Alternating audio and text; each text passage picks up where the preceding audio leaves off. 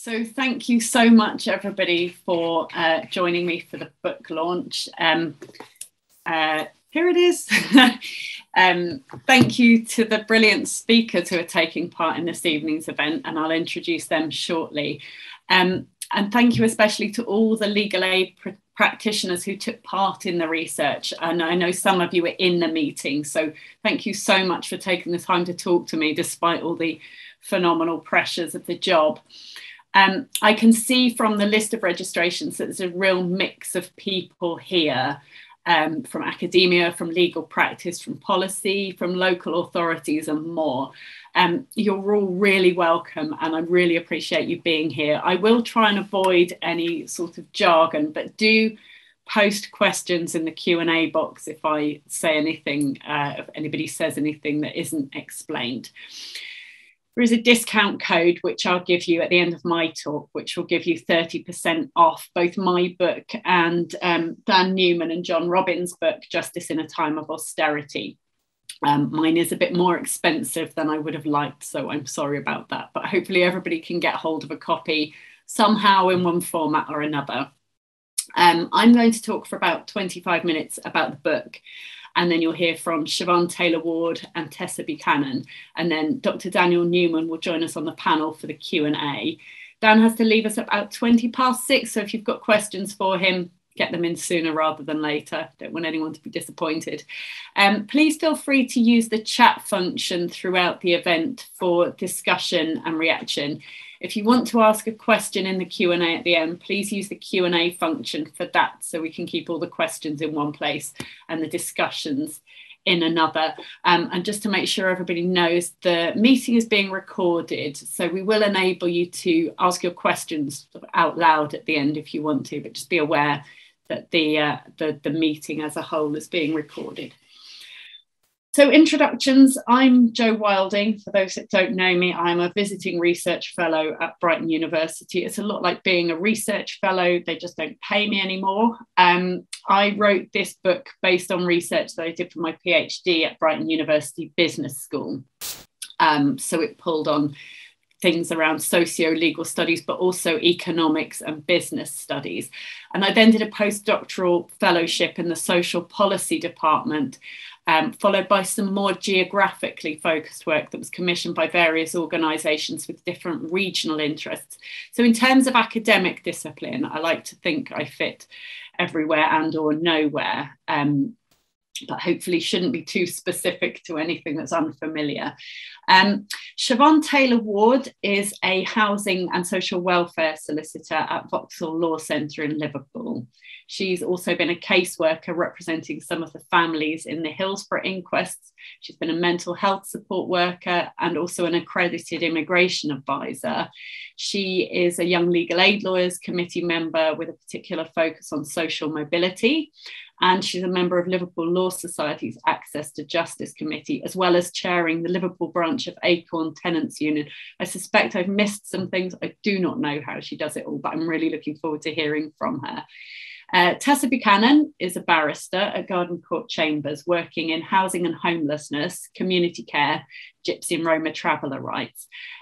She was, among many other cases, counsel in several of the claims which Shelter successfully brought recently against landlords who wouldn't accept tenants who had to rely on housing benefit. She's one of the authors of Housing Allocation and Homelessness. She's on the Equality and Human Rights Commission's panel of preferred counsel. She was vice chair of the Housing Law Practitioners Association for 4 years, and she won the Legal Aid Barrister of the Year award in 2021. So I'm really chuffed that Tessa was able to join us. And Dr. Daniel Newman is a senior lecturer at Cardiff University. His research focuses on access to justice, including the impact of austerity on the advice sector. He recently published a book with John Robbins, Justice in a Time of Austerity, for which they both travelled around the country talking to people who were struggling to access legal advice across different areas of law. And Dan's work has looked at how criminal legal aid cuts affect the lawyer-client relationship, at the impact of LASPO on social welfare law, that's the legal aid cuts, and the lack of availability of advice to people in rural areas in particular. So we've got a panel with a pretty wide knowledge of social welfare law and legal aid, which I hope is going to make for a really interesting evening. I'm going to share my screen now, some slides, and get started.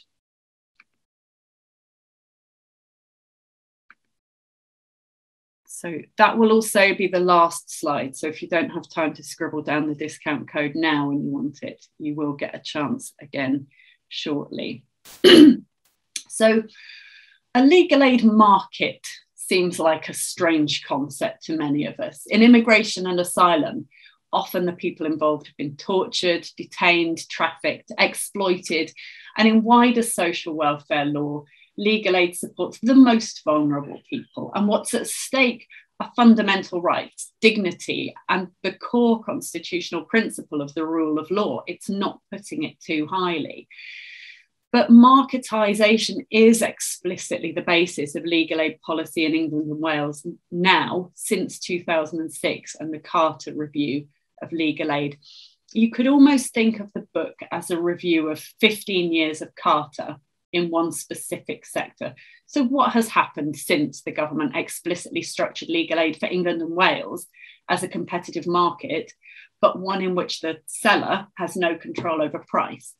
All of the risk is placed on the seller, and often the client or the user has no meaningful information about the sellers.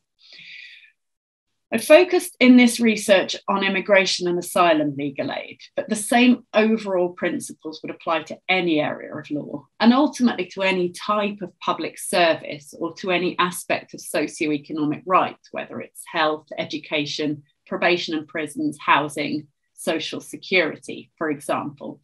But focusing in on one specific sector means you can pick apart the details of the funding regime, the financial and audit incentives, the court procedures, the administrative decision-making systems, the professional regulatory requirements, all of which act on the providers in that market and also determine how much demand there is, for what exactly, and when and where that demand manifests. So in asylum work, global events, ports of arrival, policies around asylum dispersal determine who needs legal aid and where in the UK they are. And then the Home Office's asylum procedure determines what help they need and when, for example. And that then allows you to start drawing up a framework for understanding how demand, supply, quality, financial viability and client access interact in any part of legal aid. I hope that my research is going to widen out in focus in the near future to start looking at the legal aid market more broadly. But that framework also then allows you to draw the boundaries differently and look, for example, at the legal aid market in a specific part of the country, and understand how a chronic and severe geographical shortage of legal advice can arise, or a shortage for particular types of case. Finding solutions inevitably is a bit more difficult because that demand depends, among other things, on multiple arms of government. But I do think that having a truly systemic understanding of what the problem is an important start. In the book, I start by telling the story of the development of immigration law in the UK, legal aid in England and Wales, and the immigration legal profession. And I think that that's important because to understand a system, you have to understand path dependency. In other words, history matters. Where we are now is absolutely the consequence of what's gone before, from the passing of the Aliens Act 1905 and placing immigration control in the remit of the Home Office and the creation of the early appeals system, via the British Empire, the Windrush era, the independence of former colonies, through the two Commonwealth Immigrants Acts in the 1960s, to the 1971 Immigration Act, which still forms the basis of immigration law now, albeit with ever-expanding amendments and additions. Where we are now is also absolutely the consequence of the Wilson Report in 1967, which noted that the appeals process was adversarial and recommended as a result that both migrants and government should be represented in that process. which led to the creation of the UK Immigration Advisory Service in 1969.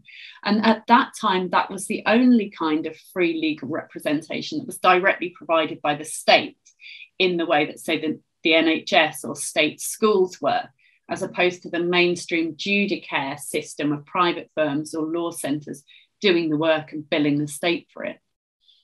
It's also the consequence of the Joint Council for Welfare of Immigrants forming in 1967 and stationing its first employee at Heathrow Airport back in 1968 to help and advise the new arrivals with immigration issues that came up when they got here. The law centres movement was emerging at the same time, and very much like the emergent immigration advice sector, it was very much a product or a project of anti-racist movements, as well as the access to justice movement, which had identified that at that time, mainstream legal aid was failing to meet social welfare advice needs. And of course, where we are now is a consequence of the UK's constitutional arrangements and our broader legal system. It's a common law system rather than a civil law one. It's an adversarial system rather than an inquisitorial one. It's a split legal profession with different roles and rights for barristers, solicitors, and legal executives, and so on. So quite different from other countries' legal systems, particularly around Europe. And the profession evolves within the system, just as trees and birds evolve within an ecosystem. But you might like a nice forest to look at for a little while, because the idea of an ecosystem is really important in understanding professions and systems and path dependency. So, for example, if you change something in an ecosystem, the population will adapt to survive and will generally self-regulate back to a sustainable scenario. But when the change is too rapid or too extreme, adaptation becomes impossible. So within complex systems theory, there's the idea that the stresses on an ecosystem might not be immediately visible, but the populations within that ecosystem have less and less scope to adapt as the conditions become more and more difficult. And eventually the system can reach a tipping point and collapse. So it could mean, for example, that the population becomes too small to reproduce itself. And in the legal aid world, that would mean, for example, there are not enough supervisors to train and supervise newer lawyers. And that's something that's already becoming apparent in several parts of England and Wales in immigration. A competitive market isn't a competitive market anymore once there are too few sellers for the number of would-be buyers. So in this case, where there's less legal aid capacity, then there are people needing representation. So here is the map of immigration and asylum legal aid provider offices. This is from February 2021. The dark grey areas have no immigration legal aid providers. The mid-grey areas have one provider each, and the pale grey areas have more than one provider, and the number of provider offices is denoted by the numbers on the map. Apologies to those in Wales. The counties are not on there. The English counties with no providers were also taken out in the map that actually appears in the book. So sorry, no disrespect intended to the Welsh counties there. But there are, as you can see, quite large parts of England and Wales with no immigration providers at all. In the areas where you do have providers, often they're concentrated within one town in that area, not spread throughout the area. And the map has already changed since February because provider offices are leaving the market at a rate of about 20 a year at the moment, just under 2 a month on average. But the map also conceals the fact that there are some providers holding contracts who don't actually do any legal aid work, mainly, as far as I can tell, because they can't recruit anyone qualified to do the work. So in the southwest, the sole provider for Swindon in Wiltshire, Swindon is a dispersal town for asylum applicants. The provider hasn't been able to recruit a solicitor since it got its contract in 2018. So it's done no legal aid work under that contract.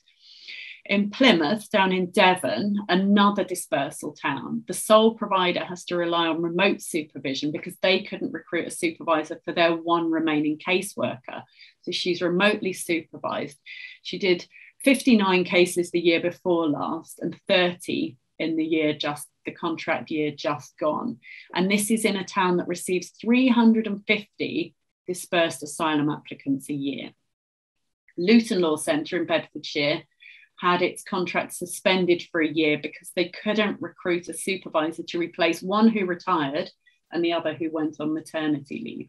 Of course, without supervisors, you can't train new caseworkers. And there is now a countrywide recruitment crisis, which becomes severe, in fact, crippling the further you go from main cities. So the sole provider in Stoke-on-Trent, for example, finds it very difficult to keep its trainees because once they're qualified, they migrate back towards bigger cities within the West Midlands region. And this is a crisis that we can trace back directly to the closure of refugee and migrant justice and to a lesser extent, Immigration Advisory Service and their training programmes. I suspect that the loss of that training programme and the midterm consequences of that were never even considered when the Ministry of Justice decided back in 2010 that it had an abundance of bidders for the immigration legal aid contracts that were available and that it could afford to let RMJ collapse. It's what we're seeing now in the energy market as well, that structuring a market is not so straightforward when it comes to something that's a necessity for all of or a particular group of the population. So quite early on in the research, I encountered the idea of what's called supplier-induced demand, the theory that providers in various ways created or induced or inflated demand for their own services, where they could then bill the state for that work. And in academic terms, that theory was essentially discredited, but it is still the founding framework of the fixed fee funding scheme. So for those who aren't familiar with immigration and asylum legal aid, most work, like a first-time asylum application or appeal, is paid for with a fixed fee. And that fee was supposed to represent the average cost of a case. So providers would lose money on some cases, but they would make it back on others, which took less time. And you can't quite peg that fee to a number of hours because different activities, preparation, letters, appointments with the client, for example, have different nominal hourly costs. Only if the case costs 3 times the fixed fee does it escape that fixed fee scheme and become eligible for payment at hourly rates, although that then has to be assessed in full by the legal aid agency, and commonly it has some money knocked off the final payment as well as taking longer to be paid. Now you might well ask why that threshold is triple the fixed fee, because mathematically, it doesn't make sense. One case that costs 2.5 times the fixed fee needs 3 cases that only cost half the fixed fee to make up the losses. Providers told me that they never had a case that cost less than the fixed fee, and they averaged 2 to 2.5 times the fixed fee, which was also the finding of some earlier research on this. And if they do the work that they feel the case needs, they make losses, sometimes really severe losses, which have to be then subsidised either through private work or through grant funding or whatever other income streams they have. That goes for barristers and solicitors, for private firms and for not-for-profits. I explore in much more detail in the book the problems with the fee regime, but it's not just the fees, it's also the administrative burden and the auditing scheme. And the providers that I interviewed who had left legal aid had left not because of the low fees per se, but more because of the auditing scheme, which meant that they were continually facing clawbacks of money that had already been paid for them. They were constantly receiving contract notices for quite inconsequential mistakes, like failing to tick nil for the income and capital of a client's partner when there was no partner. they were required to self-review sometimes hundreds of files as a result of one of these inconsequential errors. That might take days of a caseworker's time, potentially the only caseworker in an organisation, who then had to be taken off legal aid work for those days and couldn't bill any work. At the same time, those audits are blind to the actual quality of work done, so you can pass an audit without even having given legally correct advice. And the costs of all this auditing and admin, what economists would call transaction costs, are not factored in at all to the price paid for doing the casework. All of this creates an irreconcilable conflict between quality, financial viability, and client access. So a provider can maintain quality and financial viability, but only by reducing client access, taking on fewer legal aid cases. Or they can keep taking legal aid cases in volume and remain financially viable, but only at the expense of quality. Or they can try to maintain quality and volume, as refugee and migrant justice did, but face a catastrophic loss of financial viability. So part of the problem then is that some providers leave the market altogether. A lot of the good quality providers reduce the number of cases they take on. So you end up with inadequate supply. But as well as being blind to quality, the system is blind to unmet demand. So here's an example from the East of England region. In the eastern half of the Eastern England region, so the counties of Norfolk, Suffolk, and Essex, as of December 2020, there were 563 people receiving Section 95 asylum support. So these are people in the process of an asylum application or appeal. And there were also 270 unaccompanied children in care. And there are no legal aid providers at all in those three counties. Across the whole region, there were 1,008 people in Section 95 support. And that's a snapshot for that day. So it doesn't represent the number of people that come through in a year. Equally, not all of those will be individual asylum applicants. Some of them will be dependents on a main applicant, but it's about 4/5 to 5/6, sorry to get mathematical, are individual main applicants, roughly countrywide. On top of that, 538 unaccompanied children seeking asylum. Again, not all necessarily needing asylum advice within a single year, but the majority of those arrivals will be, 16 or 17 when they arrive. So they're going to need advice within that 2-year period at most, on the whole. Add to that 934 care leavers who had been unaccompanied children and remain in the leaving care services of those local authorities. So many of those will also need some immigration and asylum advice. Just over 1,000 resettled refugees. So these are people who arrive with a grant of asylum, but some of them will still need legal advice around family reunion, travel documents, indefinite leave to remain at the end of their refugee leave. And roughly, very roughly, 209 domestic violence applications within that year. So as I say, not all of them will have needed individual asylum legal advice in a single year, but the total provision by all the legal aid providers in the East of England region was 753 in the contract year to September 2020. The Legal Aid Agency had allocated up to 2,850 matter starts or new cases. So they were permitted to open up to 2,850 cases between them. And because the number of matter starts actually opened compared with the number allocated is only, say, a third or a quarter, the Legal Aid Agency is given to believe there's still capacity in the region. The reality is not one of those providers is able to open all of its matter starts in a year. They just don't have capacity. But the agency is only able to see supply, not need, because they're simply not mandated to research unmet need. But need gets even more hidden when it comes to things like domestic violence cases or fresh claims for asylum, because you only ever see how many applications are made. You don't have those numbers like for Section 95 asylum support that give a rough indication of how many people are likely to be in need. And so you can't see how many applications go unmade because women, usually women, stayed in a violent relationship because they're here on a spouse visa and they couldn't get advice on how to stay in the UK lawfully if they leave the violent partner, or they couldn't get anyone to help them with the application before the deadline. And that is all going to get worse with the ongoing project to widen asylum dispersal around the UK, because you will have increasing numbers of people accommodated in areas with no infrastructure of support organisations and no legal advice. So that brings me to the core argument in the book. Don't worry too much about the diagram.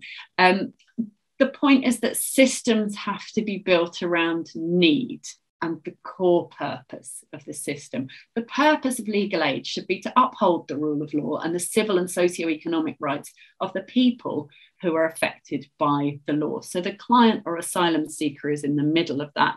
And then you have all these organisations that they deal with directly, and then the wider system that sits around all of that. The purpose of the asylum system should be to determine fairly and humanely who has a need for and a right to protection in the UK, just as the purpose of the tribunals and court system should be in the event of a dispute. And we need to develop the law, the decision-making procedures, the asylum accommodation system, the courts and tribunal structure and procedures, the legal aid regime, the legal profession, in tandem and as a system. And I think that that's particularly pertinent right now as the Nationality and Borders Bill goes through Parliament, threatening to drive need to ever more unsustainable levels. And as the Judicial Review Bill starts its process through Parliament and threatens to reduce access to justice and to reduce public bodies' accountability to the public.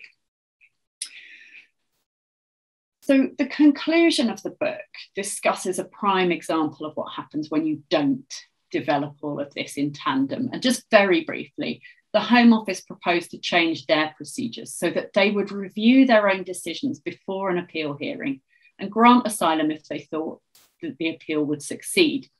Legal aid doesn't pay for things like country expert reports and medical evidence before the initial decision on asylum, because it may not be needed. So often that evidence is available for the first time at the appeal stage. So the idea is that the Home Office reviews all the evidence before the hearing and withdraws the decision if it's not sustainable. That was a great idea.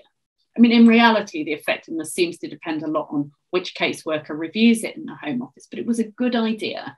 And it came from a recommendation by the Justice Working Party. The problem was that lawyers were then required to put in a written skeleton in advance. So that's something they would normally have done for the hearing. But there was no provision made for paying them at all for the work that they did if the skeleton argument succeeded in persuading the Home Office to grant asylum. Understandably, that led to lawyers refusing to do the work until a payment scheme was put in place. And then provision was made for a really small payment, which led to a judicial review of the new payment regulations before finally an hourly rates payment scheme was implemented as at least a temporary measure to settle the judicial review. It didn't have to be that way. In Scotland, members of the senior tribunal judiciary went and discussed the planned changes with the Scottish Legal Aid Board in advance, and a scheme was put in place. So changes can be made in a way that's both systemic and constructive, and that is the only way that they're going to work. As I said earlier, although the book focuses on immigration and asylum legal aid, it's about much more than that. Every part of the legal aid market is unsustainable, losing barristers and solicitors, losing provider organisations, becoming too sparse for a competitive market to exist. The market has failed to protect the rule of law. I want to end with an extract from the conclusion of the book. Spoiler alert there. The current market is dysfunctional. It doesn't work for practitioners. It does not, for the most part, work for clients. Often it doesn't work for the courts. It doesn't even work for the funders, the Legal Aid Agency and Ministry of Justice, who spend more public funds than necessary on dormant or unsustainable contracts, untargeted auditing and failure demand. This being the case, it cannot possibly work for the taxpayer. As argued in the introduction, instead of a coherent policy based on need, the legal aid scheme is littered with the debris of old policy directions and distorted by hostility. It is not possible simply to re-incentivise private providers back into the legal aid market, re-incentivise quality, continually re-tender for work in advice drought areas when the work is not financially viable, because history matters. It's no use tinkering at the edges, reforming legal aid as if it existed in a vacuum, because the system matters. The whole system needs rebuilding around a real and data-informed understanding of demand, supply, quality, financial viability for legal aid providers and access for clients, freed from the politics of blame against lawyers or clients and infused with a humane and pragmatic approach. Thank you. I'm going to hand over now to Siobhan Taylor-Ward. There's the discount code for Dan's and my books, and I'll be back for the Q&A. Thank you, Siobhan. Thank you, Jo. Hi, everyone. So as Jo said, I'm Siobhan Taylor-Ward. I'm a housing and social welfare solicitor at Vauxhall Law Center in Liverpool. I've been asked to speak about my role. I want to focus mainly on the work that I'm doing with asylum seekers and other vulnerable migrants, which makes up about 50% of my caseload at the moment. So obviously I echo everything Jo said tonight. Right now the sector is on its knees, and more often than not it's difficult to find time to draw breath between urgent referrals. I'm the only housing practitioner in my law centre. We don't have a legal aid contract, and I'm tasked with developing the department with the intention of applying for a contract at the next round.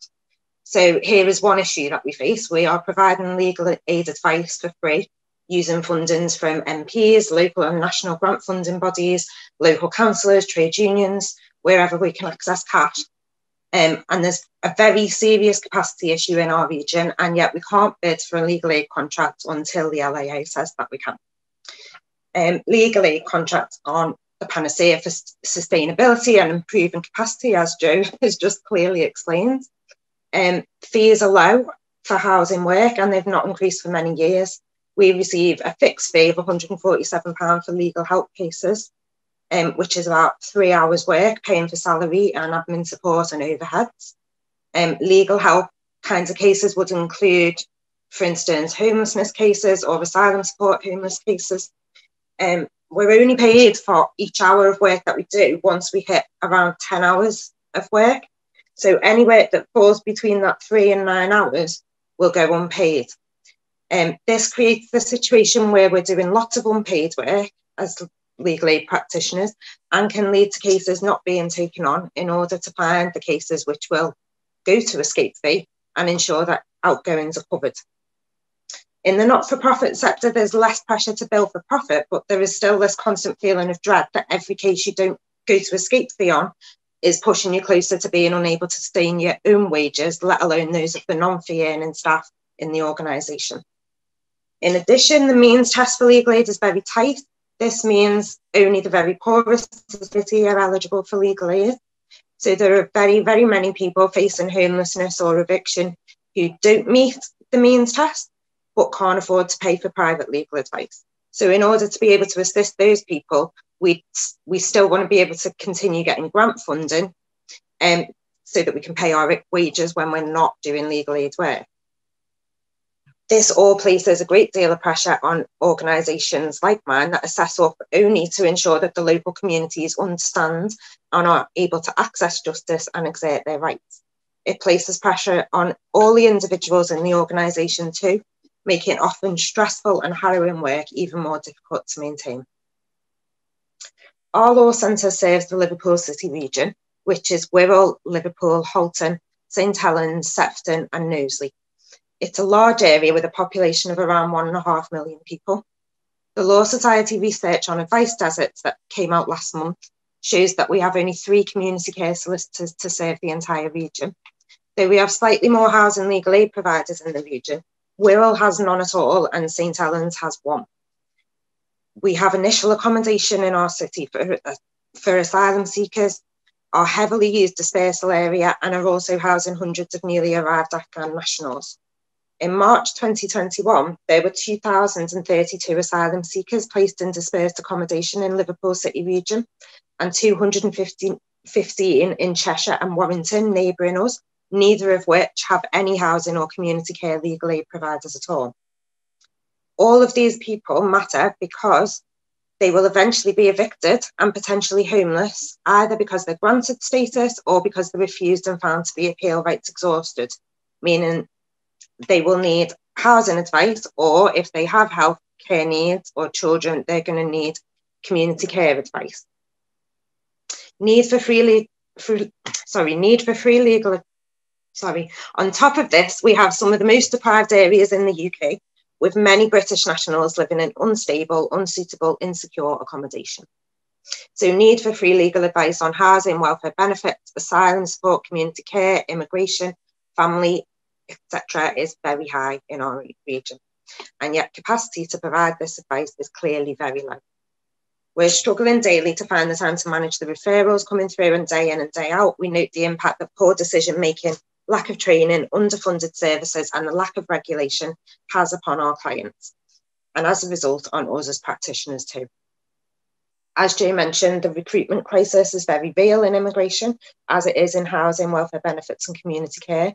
We're losing solicitors in our area to more stable and secure work, but are not able to replace them due to lack of funding available to offer long-term, fairly paid contracts.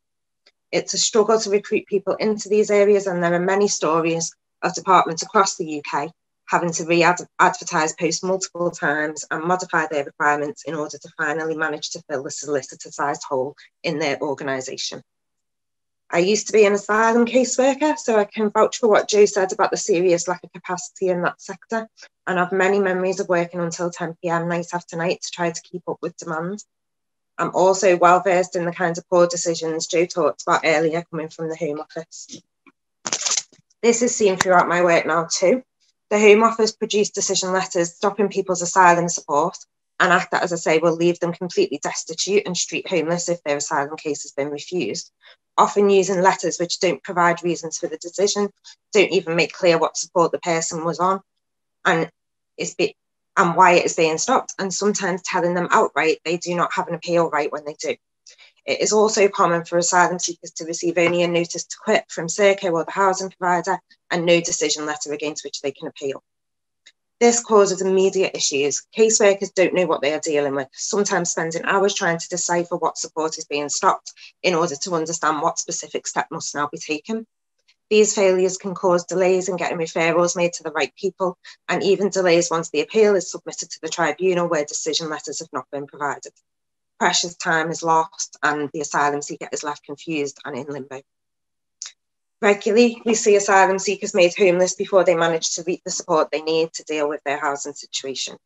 Very regularly, our clients tell us they have contacted the local authority homelessness service and been told that as they have no national insurance number, they won't assist. No alternatives are offered and they're turned away to sleep on the streets.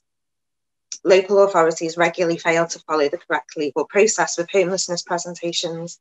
The law is complex and the homeless person does not understand that they have been treated unlawfully and can challenge the decisions and the behaviour. It often takes them finally reaching an organisation like, for instance, Red Cross or Asylum like Merseyside to realise they do have some rights or may have a route to challenge and finally reach the legal advice they need. We see women who have fled abusive relationships being pushed into making immigration applications they don't understand and without immigration advice by unaccredited and unregulated helpers simply in order to fund their housing. These women can end up at the end of a short period of leave outside the rules under the domestic violence destitution concession with no immigration advisor and no application for leave to remain. They lose the status and are all of a sudden illegal here, without access to support, housing or services. Through lack of understanding, proper training or a wider knowledge of the pertinent issues, well-meaning professionals can cause huge damage to people's lives. And within our profession too, there are problems. I'm sure we've all seen cases where people are destitute without permission to work, risking deportation because an immigration advisor made the wrong application at the wrong time and left them without valid leave.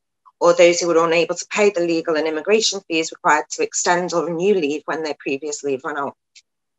These people need immediate access to high quality immigration advice.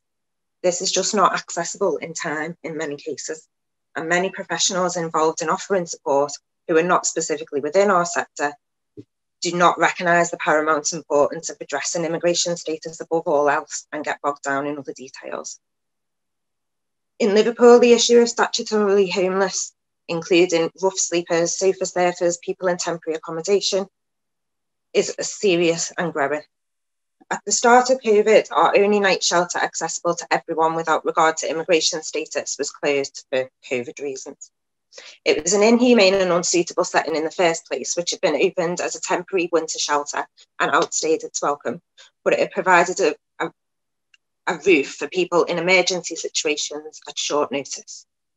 During COVID, everyone in operated, which was government funding provided to the council to ensure that nobody was rough sleeping at all during the height of the crisis. And despite blips along the way, it operated fairly well. People needing emergency accommodation were placed in hotels, whilst in the background, myself and others worked on resolving asylum support, immigration status, welfare benefits entitlement to find longer term solutions. It acted as a bit of breathing space to get that person's situation stripped down and dealt with bit by bit in priority order, and I think showed us what we can do if given the time and space to work collaboratively and build trust and coalitions. Now COVID is apparently over and everybody in is not funded by the national government anymore, there is a great disparity between how each part of our region and the rest of the country treats homeless people who are not strictly eligible for homelessness assistance, either due to immigration status or lack of what's known as priority need. In Liverpool, we discovered our housing options department, adult social care and out of hours team and council cabinet members all had a different idea of what provision was and should be available at the same time. It has been chaos. Labrae House, the night shelter I mentioned before, has been closed forever and won't be reopened, but hasn't been replaced. So if the council refused to place our clients in hotels, it is left to us to fight till late at night because we know that there's nowhere for no emergency accommodation to send our clients to. This system is being propped up by so many people working and providing services for free because they can't stand to see the terrible harm the system causes, and it truly can't be sustainable. For the past almost 4 years, Liverpool City Council set up a department called Our Liverpool using government funding. This was set up to ensure that Liverpool City Council provided better services for and had better understanding of asylum seekers and other migrants in our city. There are many things I'd change and improve about it, but one thing that has helped massively before and especially during COVID was the creation of groups within the sector supporting this client group, made up of support organisations, church and community groups, legal advisors, immigration advisors, council staff and social workers, amongst others. The groups meet regularly, updating each other about capacity, about new services, recurring issues. The groups also meet with the Home Office and Migrant Help and Serco representatives, where we raise issues and share concerns and try to find solutions. We have worked together during COVID to ensure people are being seen by the right specialists, receiving the right support. I've provided training to support and caseworkers on spotting asylum support and other housing issues early, and this has improved what and when and how referrals are made. Immigration and family colleagues have given similar training. We've provided information and offered training to the local authority and other relevant organisations because we hope that will improve the way cases are dealt with on the front line at first point of contact. Though capacity is low, the commitment in our sector and within the Our Liverpool team in the council to providing these people with a quality service which addresses their needs is very high. And the groups have built a sense of community between the professionals involved, which I believe has helped to drive that improvement in the way referrals are made and as a result improved outcomes for our clients. This is the method Liverpool has developed to provide that kind of holistic care this client group often needs. We all have a good awareness of the different issues our clients might face and the best service to help address them. We don't work in silos, ploughing on with our case but ignoring other serious issues, and it works as much as anything can work in the current climate where there's no money and no more capacity. Sadly, my conclusion, though, is the same as Joe's. It feels like the very systems we're dealing with are broken, often from top to bottom. without radical reform of the legal aid system, housing law, homelessness law, immigration law, we will continue to find ourselves in this mad race to provide some humane and suitable support to our clients. But to end on a positive note, what always amazes me about our sector, our clients, and human beings in general is the adaptability and creativity that arises when needs must. And although I'd rather we all worked with and lived with systems that were based and instilled equality and humanity, then the second best thing is to be able to create human and decent responses to often heartbreaking, frustrating and exhausting situations. Thank you. Thank you so much, Siobhan. That was brilliant. I'm going to hand straight over to Tessa and then we'll do Q&A after. Over to you, Tessa. Great, thank you so much, and thank you for those really interesting presentations as well. I'm going to start by embarrassing Jo and saying that how great her book is. It's really, really interesting. It's brilliant, and I do kind of urge everyone to read it. It's incredibly rigorous in its research, but at the same time, very, very readable, which isn't an easy combination. But I certainly zipped through it and found it really fascinating. It really describes very vividly not just kind of what the problems are with legal aid, but also why they're there. And for me, certainly it really helped to kind of contextualize a lot of the frustrations that I experience kind of day to day in a legal aid practice. So thank you, Jo. As Jo said, I do mainly housing, community care, gypsy traveller work, and the vast majority of what I do is legally aided. And in many ways, I feel very lucky because I know that the solicitors bear the brunt of a lot of the difficulties arising from legal aid work. We are insulated from many of the frustrations, such as dealing with CCMS and audits and contracts and things like that. But at the same time, having a legal aid only or a largely legal aid practice does create difficulties of its own. And I'm going to kind of draw out a few of them inspired by the themes in Jo's book. So I'm going to look briefly at the difficulties that a legal aid practice can give rise to, firstly between the barrister and the solicitor, secondly between the barrister and your duties to the client, and then in your relationship with the LAA, and then finally the kind of particular difficulties that junior barristers are likely to face. So firstly, in terms of the conflicts which can arise between the barrister and the solicitor, and I should say that I just have some fantastic solicitors, and I'm so grateful for the incredible work that people like Siobhan do for some of the most vulnerable people in society. And they do it, as Jo describes in her book, in incredibly difficult situations. They are under real pressure to do complex and really important work at minimal rates, at rates that don't cover the cost of the work. And as Jo explains, there are a range of responses to that. Some people work at a loss. Some people have to cross-subsidise with other work. And unfortunately, one consequence is that cases will not have the level of attention given to them, which one would prefer that they had.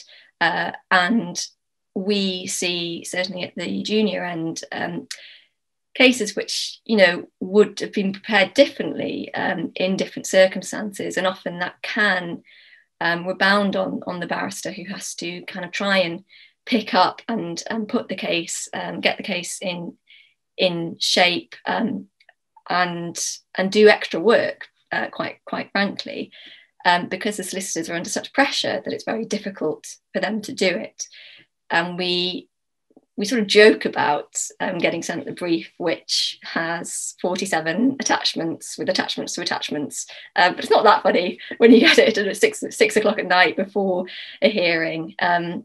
And you know, this is a product of not paying solicitors enough to do the work that they have to do.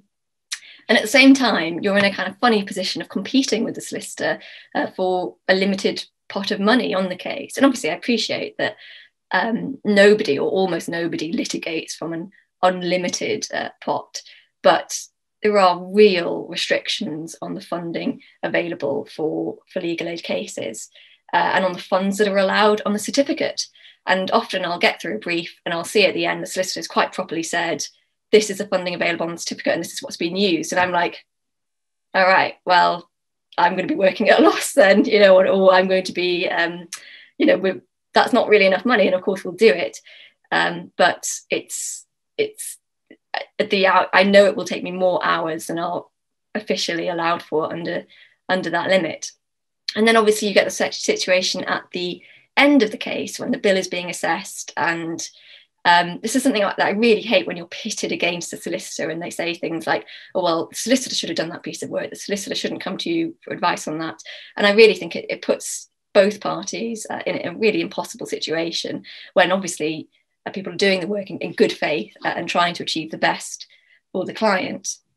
And the combination of those things is that you are asked to do work which is or could be really unviable, or work that you know you won't be paid for. I had a case fairly recently where I was asked to do what was immediately clear would be a complex advice on a case raising quite a novel point of law, and I was asked to do it on a fixed fee.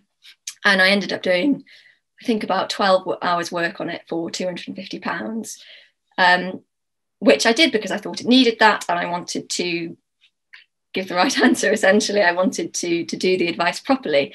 But as soon as I got it, I knew that it was not going to work out to be really a kind of economically viable piece of work, important though it was.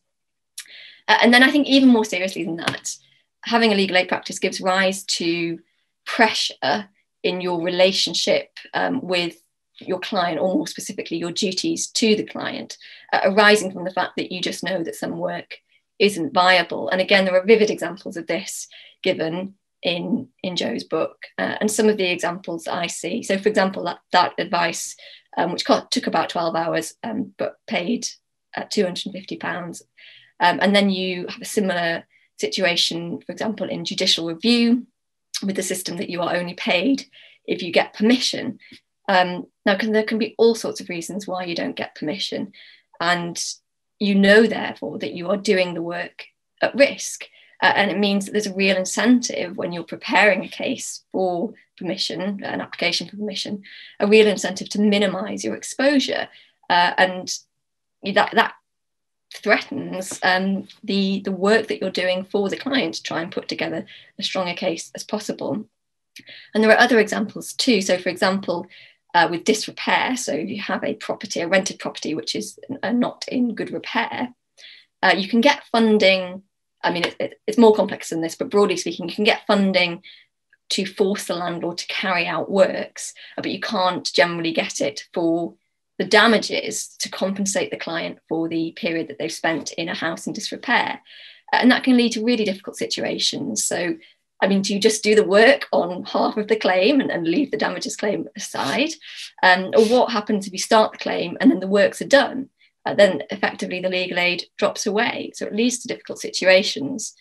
And it's a similar thing with some possession cases where you can get funding to bring a counterclaim if the counterclaim acts as a defence to the possession proceeding. So, for example, the counterclaim would or might lead to an award of damages and possession is brought on the basis of rent arrears.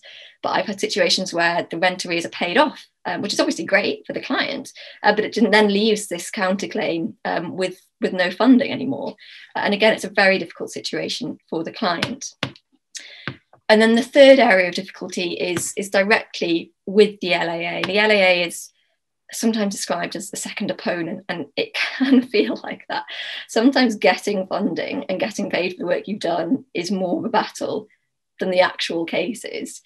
So there are kind of two, I mean, there's lots of points of tension, but the two main ones are, firstly, getting legal aid in the first place. One of the cases that Joe refers to in the book is this case of Samuels and Birmingham City Council, which will be familiar, I think, to kind of all the housing lawyers on this in this webinar. It's a really important case, a Supreme Court case about homelessness and affordability, and when accommodation is not affordable and therefore not suitable. And the lengths that the solicitors went to get legal aid to bring that case to the Supreme Court, where they were successful, is really unbelievable. It's set out, there's a detailed chronology set out on their website's Community Law Partnership, and it's definitely worth reading. But in summary, and this is a very brief summary, after the Court of Appeal dismissed the appeal, there was an application then for funding to the Supreme Court. That was refused. There was an appeal against that. That appeal was unsuccessful. There was a further appeal.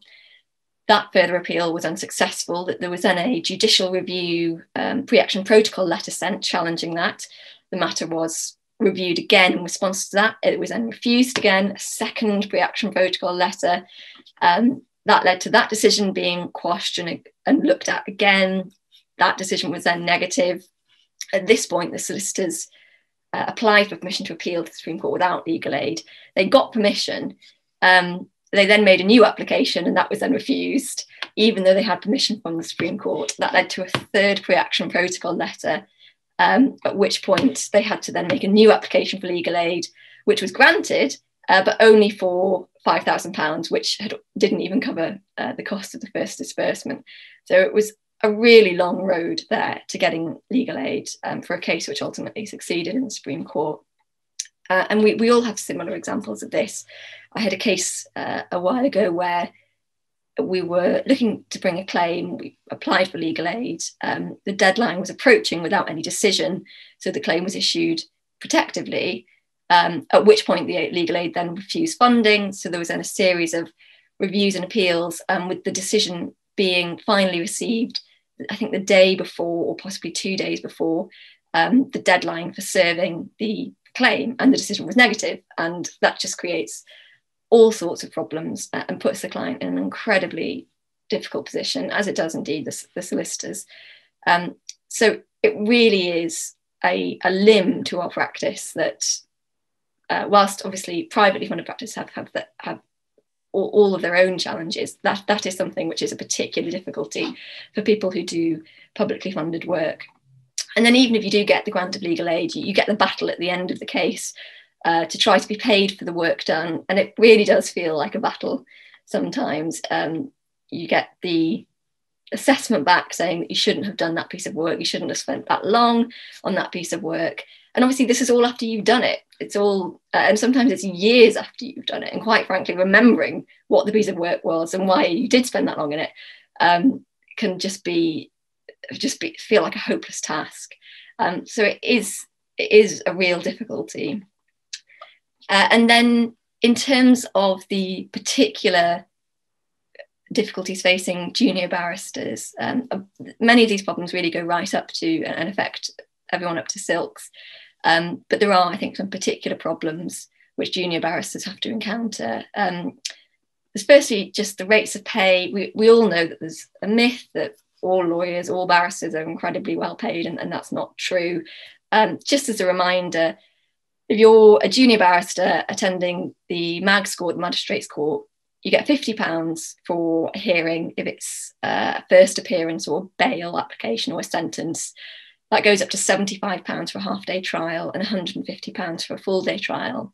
And we're talking about complex cases, often with difficult clients in difficult circumstances, facing a criminal record, facing the loss of their liberty, hours of preparation beforehand, conference negotiations outside court, and then obviously the advocacy itself. And in fact, there was a Bar Council paper a couple of years ago which estimated that publicly funded criminal barristers earn about £13,000 pre-tax in their first years of practice. So it is incredibly difficult to survive on that, particularly in London. And obviously you're coming to that with many years of education, which is very expensive and has probably resulted in high levels of loans and student debt.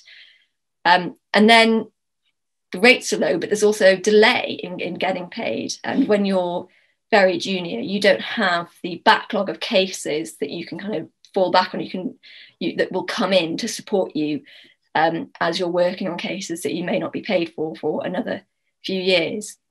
And then obviously when you're junior, the pressures which everyone faces are, I think, harder, just because you're less experienced and less sure of yourself. So getting cases which perhaps aren't as well prepared and doing the free work is just places more of a burden on you. And then there's, I think, something which is overlooked and is actually quite important, which is that it's very difficult, at least in my experience, to get a legal aid certificate for both a silk and a junior. And that's not something which will immediately sort of draw out sympathy, but it actually does matter that junior barristers in all types of cases get the opportunity to do higher court work and learn from more senior barristers. And certainly colleagues I know who have privately funded work will do significant proportions of their work with a leader, whereas for us to get a leader is really difficult, and to get funding for both is a real challenge. I remember one case that I had that went to the Court of Appeal. I blithely wrote this advice saying that we should get a silk, that the case merited a silk. And the legal aid agency turned around and said, yeah, we agree, you can have your silk, but you have to go, we don't need you anymore. And then the silk very kindly, and I think pro bono, wrote an advice saying that actually we did need a junior, at which point the funding was granted. They didn't then immediately get rid of him and let me back in. But it was just difficult. And that was, a Court of Appeal case, which was quite important, or at least I would say so, to homeless applicants. And then obviously all of these difficulties are existing within the context of other pressures. So we have well publicised and really damaging cuts to court budgets, which have increased workloads, especially I would say of solicitors, who are just having to do more administrative work just to keep cases going. We've got the prospect of reforms to fixed recoverable costs, which I know HOLPA are doing work on, and which that's the Housing Law Practitioners Association, and which will be really damaging if brought in, because inter partes costs are incredibly important to maintaining a legally aided practice.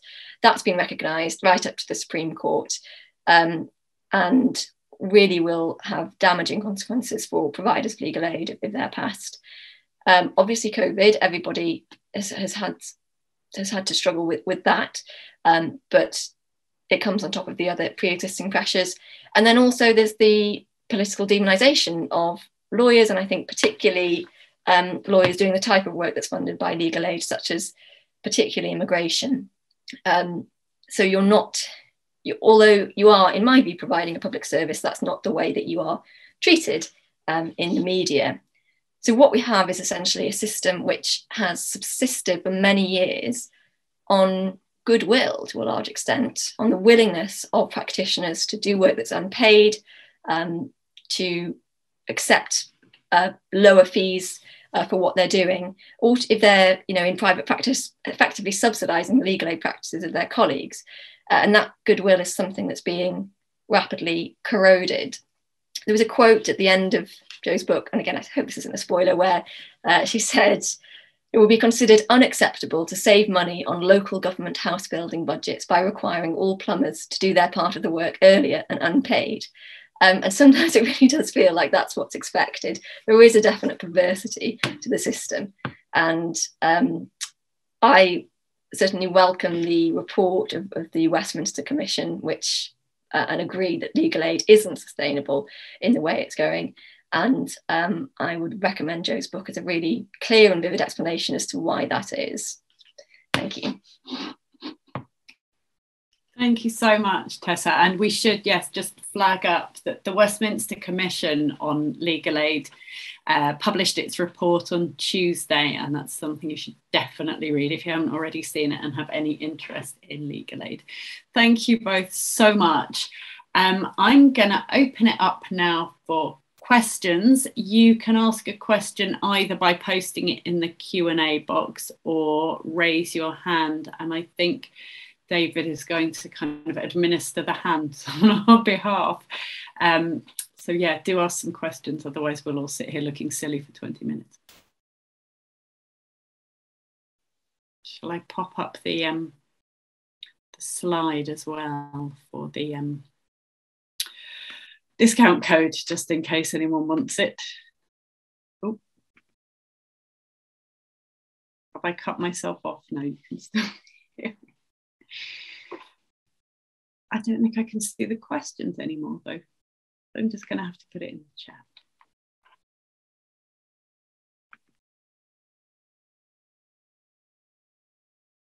Has anybody got a question? Actually, Jo, I wanted to ask a question, if that's okay. So You said in the book that the LAA is, and I'm going to pronounce this wrong, but monopsony. Yeah. Not a word I come across, but you explained it very clearly in a really interesting concept. Basically, like the soul has a monopoly on being the consumer, if I've got that right. And I was wondering, in light of that, like how reforms will help, because that seems to be a structural problem that will always be there. And in light of that, I mean, is there much prospect of things improving, do you think? That's a really good question, and it's something I definitely try to grapple with a lot, because so monopsony is exactly that. It's the sort of the converse of a monopoly. So where you've got only one seller and everyone has to go to them, that's a monopoly. A monopsony, which actually Joade will tell me that it's a monopsony if you're pronouncing it properly. Sorry, Joade, I know he's here.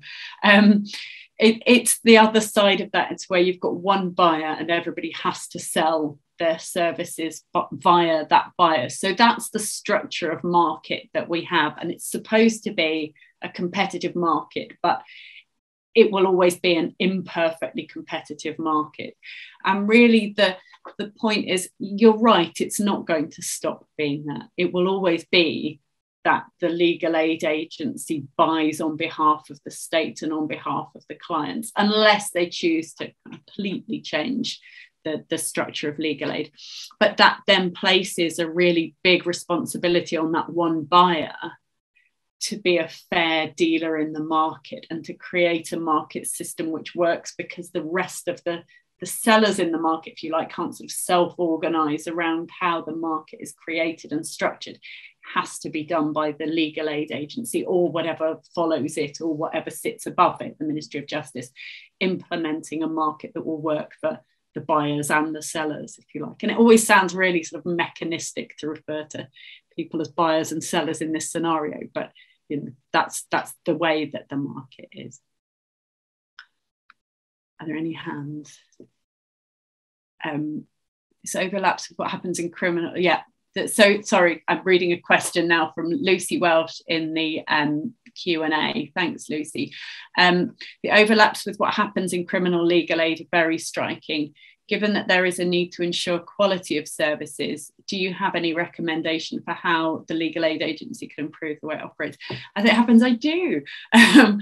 I mean, I've talked quite a lot about this in the report that I wrote previously, the Droughts and Deserts report, which is freely available online, and that has more of the sort of detailed recommendations in. But for example, if you have an auditing system which doesn't look at substantive quality, but only looks at sort of procedural things like file keeping, then inevitably you sort of protect the market position of people that don't necessarily do good quality work, and you make it difficult for those that do to continue doing good quality work. So I would like to see the legal aid agency completely change the way that it audits. And in particular, I would like it to, to look more at the quality of advice. So maybe put more into the peer review system and less into the have you ticked the right boxes, and much more into supporting providers and ensuring that they're able to do the work.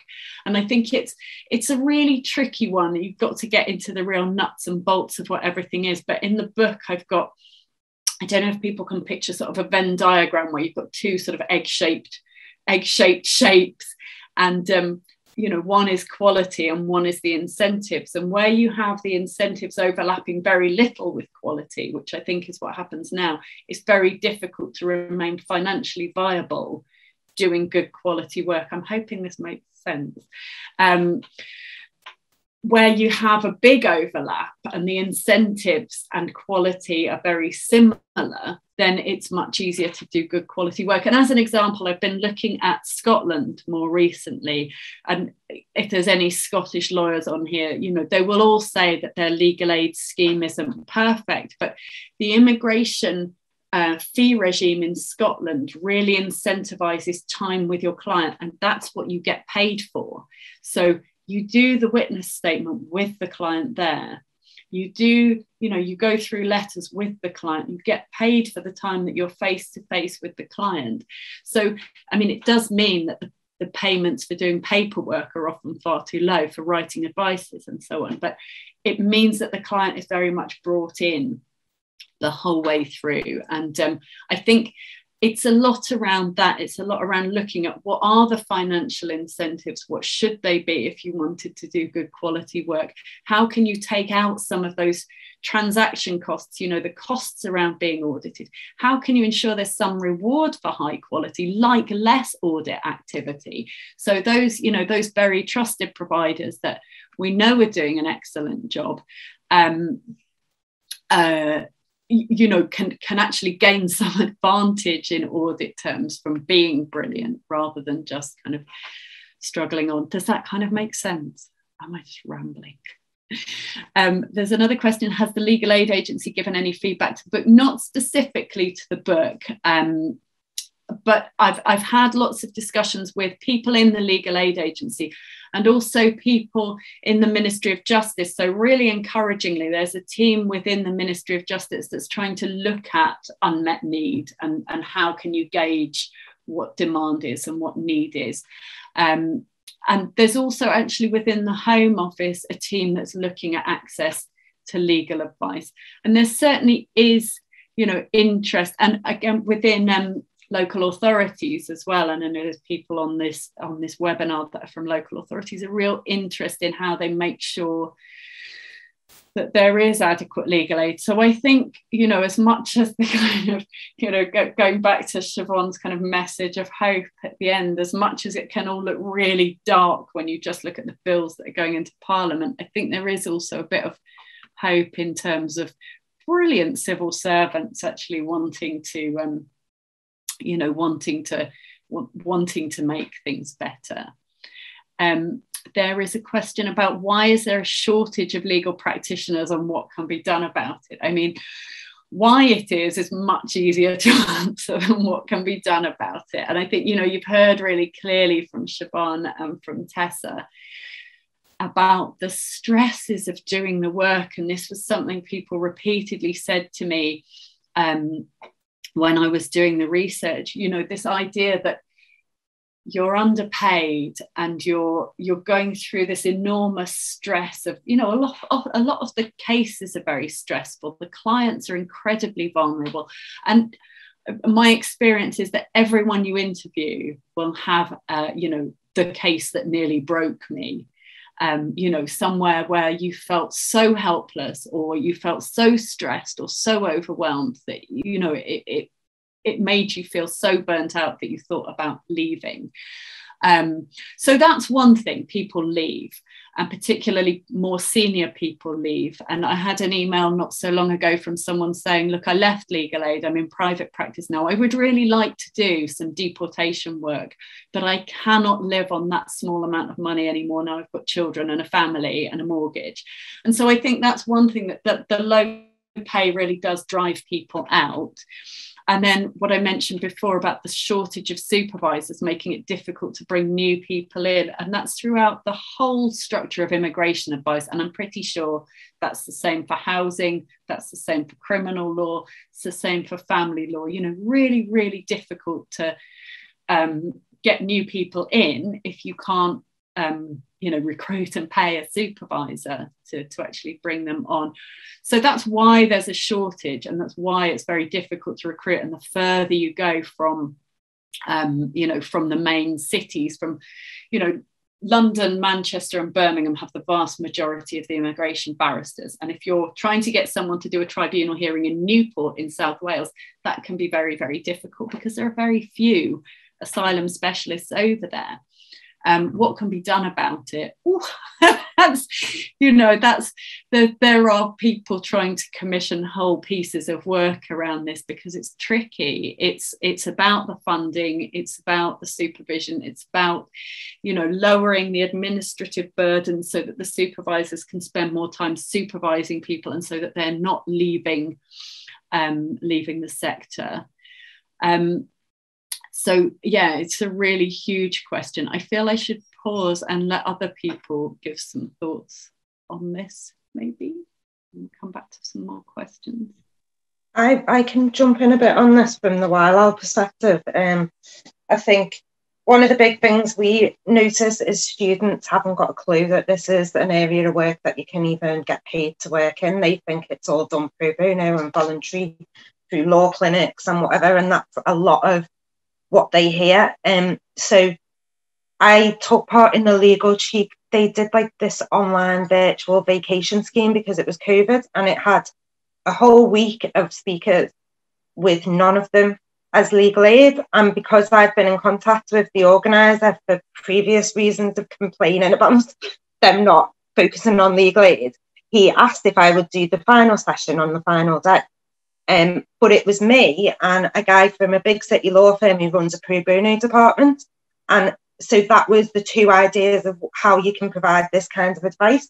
So my kind of big focus, and luckily the pro bono fellow was really good and was kind of making clear himself as well that really there's a lot more of me doing this kind of work than there are of him and his pro bono team. But that was huge, like the amount of messages I then got on LinkedIn from all these students who were like, I had no idea that I could go and be a housing solicitor and that would be my salary and my profession. So that's really worrying. Then there's a solicitor's qualifying exam that's in now, that's just started, which hasn't got any module at all with anything to do with social welfare, civil legal aid. So that's a massive, massive concern. So already we've got a problem. Surely it's only going to get worse when students aren't even being told about it in the courses preparing them for being a solicitor. I think the fact that the SRA didn't feel it should be included shows that there's kind of not even much respect within the profession for this area of law. As you said earlier, it's kind of talked about, and Tessa mentions how it's talked about publicly by the government. That's massive, like people, young people working in it, feeling the stress of doing the work. And then also just, I mean, it is exhausting for your brain and your mental health and your well-being to be stressed all day and then all the news to be about how terrible you are. Like, that's not easy. And I think, obviously, one of the major issues that always comes up is the fact that if you're from a background where you haven't got a financial cushion, you can't pay 17, 20, 25,000 pounds to qualify, plus your undergrad fees, and then only earn 30,000 pounds very tops until you're really, really, really super qualified, and then you might get up to 40 at a very, very hard push. Like, that's crazy to have to look ahead behind you and see tens of thousands of pounds of fees and ahead to see that you're never really going to break the back of that. And that's huge for those people. And they're the people that we need in the profession, the ones like who have got lived experience, who are renters themselves, like I am, single parent, from Black and minority backgrounds, working class people. All of these people are who we want to reflect our client group.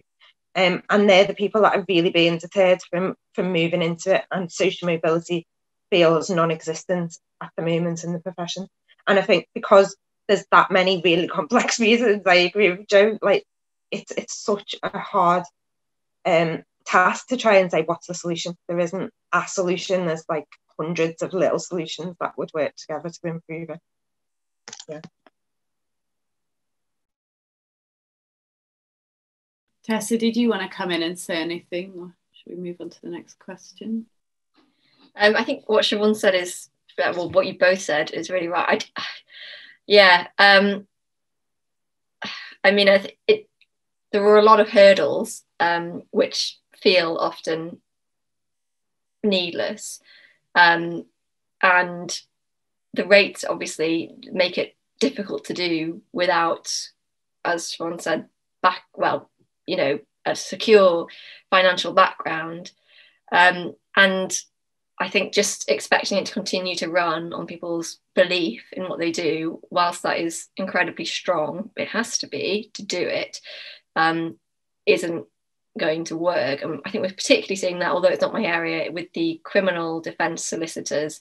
I know the Westminster Commission report talked about the difficulty of an ageing criminal defence profession, because people are looking at the kind of figures that I was reading out and just deciding completely understandably that it's not something that they can do. So I think there are some difficult structural issues, but there are also some obvious but apparently politically unpalatable solutions, which yeah, whether there's the appetite for them is a more difficult question. And actually that kind of perhaps prompts, as you can see, there are a couple of questions in the chat about campaigning and public opinion. If I can just quickly bring Dan in, because we're going to lose him soon, but also as a law lecturer, I wondered if you had thoughts about, you know, your students and their thoughts on the legal aid market, and also from your experience of kind of traveling around the country talking to practitioners and people that can't access practitioners. Yeah, this is something that comes up for me a lot, and I feel Siobhan's anger and frustration, especially something that I'm constantly banging on and complaining about. All these kind of Freshers' Fair events always have the big commercial firms. They never have legal aid. It's understandable why, you know, legal aid lawyers don't have the capacity to go to these events, but so many students don't understand that legal aid is a career at all. So I teach modules which are all about social justice in law.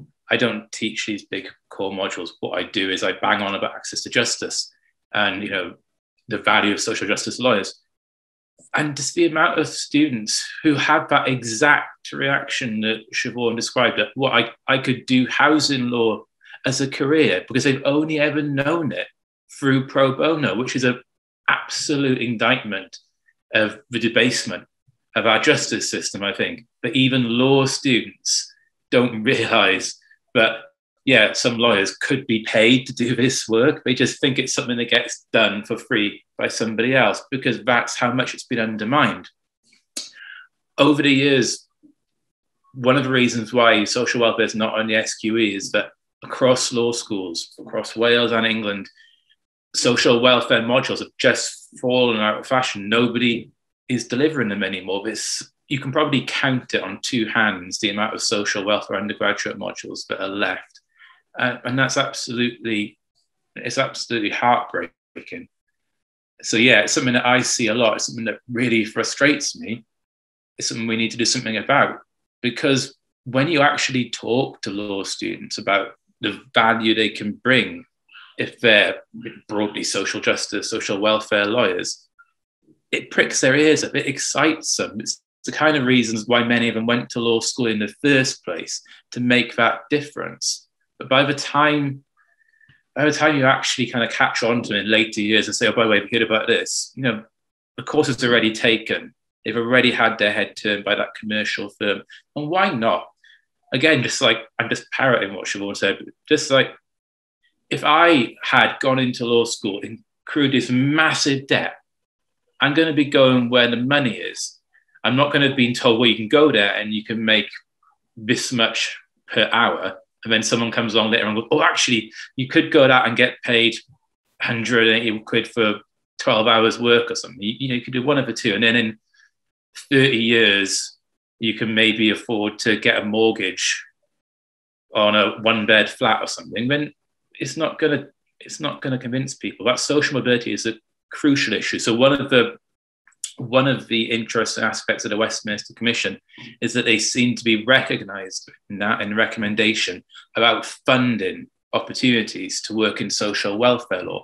That's a crucial first step. For young legal aid lawyers who've been banging on that drum for years about the way social mobility has collapsed. So you talked about my book with John. One of the things we were often told by social welfare lawyers, and one of the things that's coming up in the work I'm doing on the legal aid census, the big workforce survey, I'm hearing quite regularly the idea that legal aid lawyering is becoming a middle class pursuit, because a whole class society is priced out of it. So, you know, this area of law, which traditionally has been occupied by working class lawyers, has transformed into something you can sometimes only do if you have those savings, you have that support network, you have other means to get by.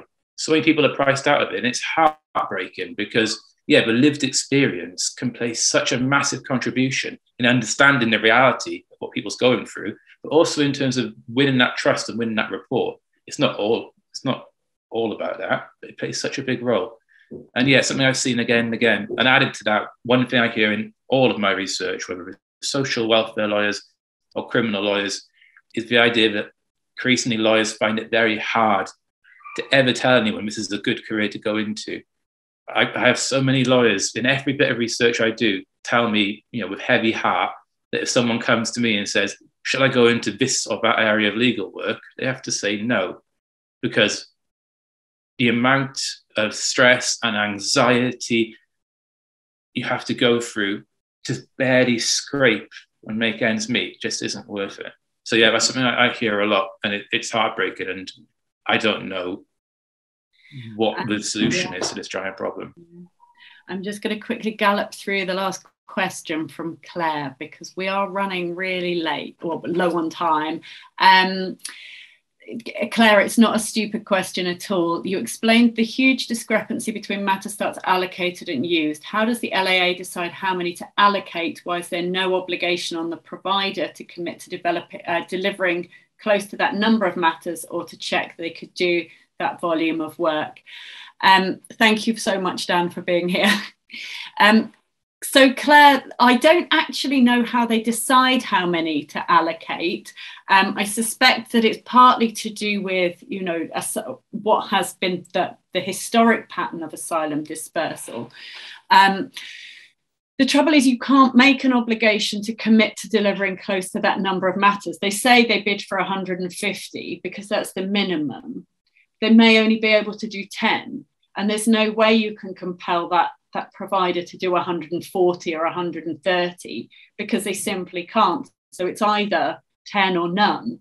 And so there's realistically no way. Back in the day, there was a kind of a contractual obligation to deliver something close to that, and you got your matter starts reduced if you didn't deliver enough. But we're now at a point where the market is so thin that there's really no way you could obligate them to provide to do more matter starts. And those that are not doing any, it's often because they simply can't, because they don't have any.